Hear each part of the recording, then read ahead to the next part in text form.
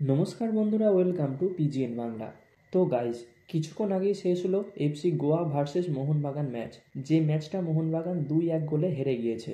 মোহনবাগানের এটা away match ছিল, মানে মোহনবাগান গোয়াতে গিয়ে খেলছিল ম্যাচটা। আর লিগ শিল্ড জয়ের জন্য এই ম্যাচটা দুই দলের জন্যই ইম্পর্টেন্ট ছিল। তবে মোহনবাগান হেরে যাওয়াতেও তাদের পজিশনের খুব একটা কিছু চেঞ্জ হয়নি। তারা 1 নম্বর পজিশনে ছিল, সেই 1 নম্বর পজিশনেই আছে।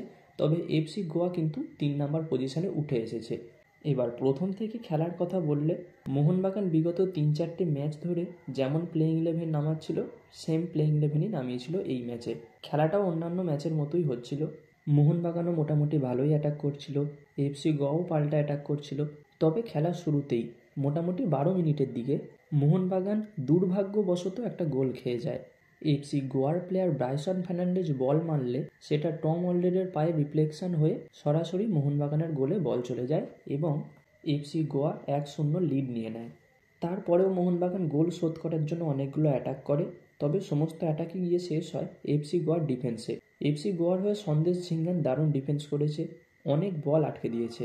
এরপর সেকেন্ড হাফ শুরু হলে মোহনবাগান রীতিমতো আবার অ্যাটাক করে এবং দিমিত্রি পেত্রাতোস একটা পেনাল্টি আর্ন করে এবং সে নিজেই পেনাল্টিটা নেয় এবং পেনাল্টি থেকে গোল করে মোহনবাগানকে খেলা সমতায় ফেরায়। 1-1 গোল হয়ে যায় এবং তার পরক্ষণেই দিমিত্রি পেত্রাতোসকে পরিবর্তন করে নামানো হয় জেসন কামিংসকে। তারপরেও খেলা নর্মালি চলছিল, দুই দলই কম বেশি অ্যাটাক করছিল, সমস্ত অ্যাটাক দুই দলের ডিফেন্সের কাছে এসে শেষ হচ্ছিল।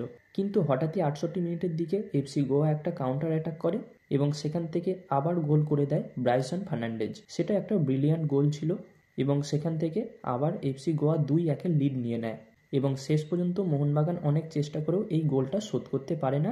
ফাইনালি খেলা 2-1 শেষ হয়, এফসি গোয়া ম্যাচটা জিতে যায়। এবার খেলার কথা বললে, মোহনবাগান কিন্তু অনেকগুলো সুযোগ পেয়েছিল, যে সুযোগগুলোর একটাও কিন্তু কাজে লাগাতে পারেনি মোহনবাগানের স্ট্রাইকার জেমি ম্যাকলারেন। জিমি ম্যাকলারেনকে নর্মালি আমরা জানি সে বক্স স্ট্রাইকার, সে বল পেলে গোল করবে। সে কিন্তু আজকে ভালোই বল সাপ্লাই পেয়েছিল, তার মধ্যে একটাও সে কাজে লাগাতে পারেনি। আর সেইভাবে খেলা নিয়ে কাকে ক্রিটিসাইজ করবে? কোচকেও দোষ দেওয়া যাবে না, বাকি সমস্ত প্লেয়ারদেরই বা কী বলবে? সবাই সবার সাধ্যমতো খেলেছে। তবে একটা অভাব মোহনবাগান ভালোভাবে বুঝতে পারছে, সেটা হলো গ্রেগ স্টুয়ার্টের অভাবটা। মাঝ মাঠে ক্রিয়েটিভিটির সবথেকে বড় অভাব হয়ে গেছে মোহনবাগান দলের। অ্যাটাকিং অপশান মাত্র রয়েছে 2 উইং। এবার 2 উইং যদি আটকে যায়, মোহনবাগানের কিন্তু খেলা সম্পূর্ণ পড়ে যাবে। প্রত্যেক ম্যাচে কিন্তু ডিফেন্ডাররা গোল করবে না, গোল কিন্তু স্ট্রাইকারদেরই করতে হবে।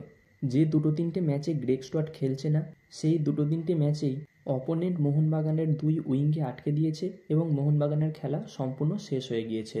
তো যাই হোক, প্রত্যেক ম্যাচ তো একটা দল জিতবে না, কোনো কোনো ম্যাচ হারবেও, কোনো কোনো ম্যাচ ড্রও করবে। তো এই নিয়ে অত মন খারাপ করার দরকার নেই মোহনবাগান ফ্যানেদের। লিগের এখনও অনেক ম্যাচ বাকি আছে, এখনও লিগ শিল্ড জেতার অনেক সুযোগ আছে মোহনবাগানের কাছে। আফটার অল যতগুলো দল খেলছে, সেই সব দলের মধ্যে সবথেকে বেশি সুযোগ আছে মোহনবাগানের কাছে এবারে লিগ শিল্ড জেতার। তো এই ম্যাচের ভুলগুলো শুধরে নিয়ে পরের ম্যাচে নামতে হবে এবং স্ট্রাইকারদের গোল করতে হবে, তবেই মোহনবাগান আবার জয়ের সরণিতে ফিরবে।